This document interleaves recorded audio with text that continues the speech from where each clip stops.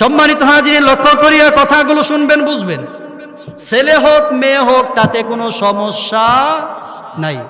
অনেকে আছে দেখবেন দুইটা মায়া হওয়ার পর কত চিন্তা করে, আরে একটা যদি আল্লাহ ফুলা দিত বংশটা রেখে যেতে পারতাম। কথা বলেন। সম্মানিত হাজিরিন, লক্ষ্য করে কথাগুলো শুনবেন। আমার আপনার মায়ার চাইতে বেশি আল্লাহর নবীকে কম মায়া করতো আল্লাহ? বলেন বলেন।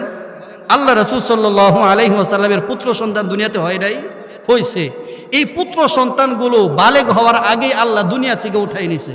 তাহলে এত কিসের দাম তোমার ছেলের মধ্যে? লক্ষ্য করিয়া কথাগুলো শুনবেন। ছেলে হোক মেয়ে হোক কোনো সমস্যা নাই। যদি মেয়ে হয় তোমার জন্য ভালো। কেন ভালো? আল্লাহ রাসূল সাল্লাল্লাহু আলাইহি ওয়াসাল্লাম বলে, যে ঘরের ভিতরে 3টা কন্যা সন্তান আছে, কয়টা? 3টা কন্যা সন্তান যে ঘরের ভিতরে আছে, আল্লাহ রাসূল সাল্লাল্লাহু আলাইহি ওয়াসাল্লাম বলে, ওই মা বাবা যদি ওই সন্তানদেরকে নেক সন্তান হিসেবে দুনিয়াতে রাইখা যাইতে পারে, ওই ব্যক্তির জন্য জান্নাতে যাওয়া ওয়াজিব হয়ে যায়। এটা আমি পয়গম্বর জানাইয়া দিলাম।